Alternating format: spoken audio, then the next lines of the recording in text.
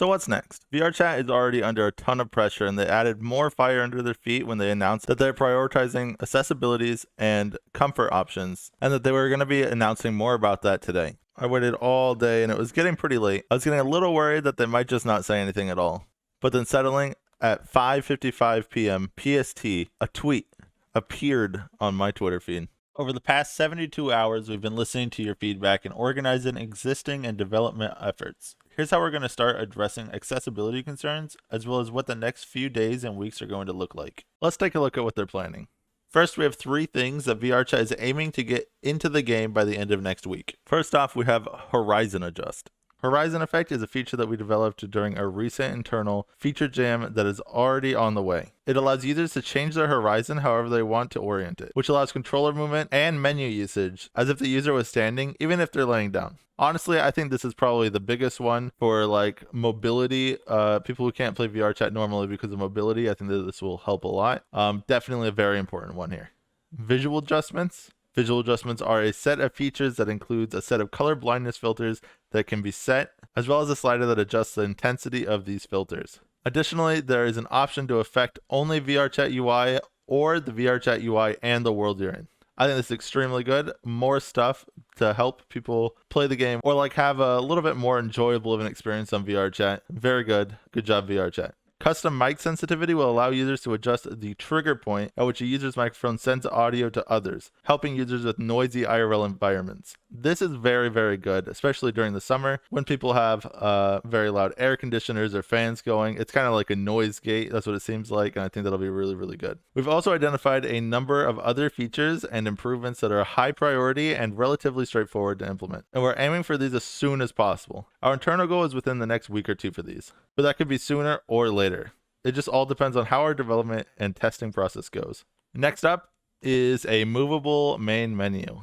Having a movable main menu is probably one of our most requested features. The main menu will appear in front of your face no matter how you're standing or laying, and you can grab it and move it around with your controller. Our upcoming new main menu will have this feature at launch, and we are going to integrate a quick and dirty implementation for the current main menu to hold users over. Here's a quick video of both our new main menu and the movement feature. This looks pretty good. I think it'll be especially effective when you're like laying down and then you don't want to get up to look at your menu, and like it would normally like spawn halfway in the ground or all the way in the ground and you can't really do anything. That's pretty annoying. This will fix that a lot. Good quality of life update. Next, we have personal mirrors. Personal mirrors are another extremely popular item in feedback. A local only mirror that you can move around, adjust the size of, adjust the rendering settings for, and lock to your avatar optionally. Also very good quality of life update. A lot of people will want to switch avatars and look at them in the mirror or make sure that their tracking is working. They could test that in a mirror. Very cool.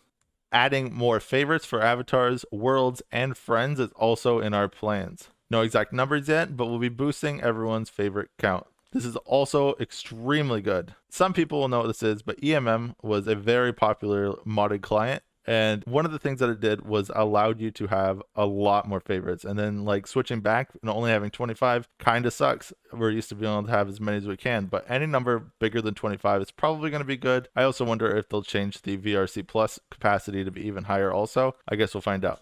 This one actually interested me quite a bit. The particle limiter is actually already implemented into VRChat, but it's been a beta feature hidden in the configuration for a long time. I actually didn't know about this beta feature, but it's interesting. We're adding an option to turn it off in our UI so you don't have to restart to change this setting.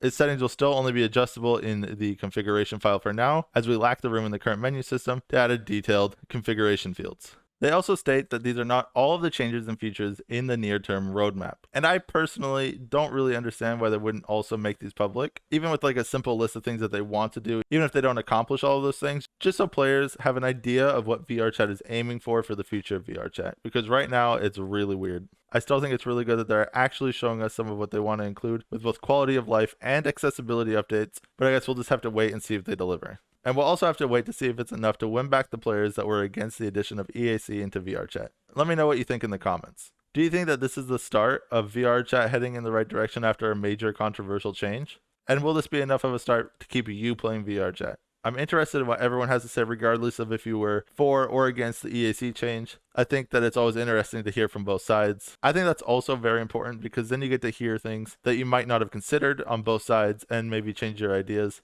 based on more information that you acquire. Well, I guess this is where this video ends. I hope that the state of VRChat improves, and I hope you have a good rest of your day. Thanks for watching. Bye-bye.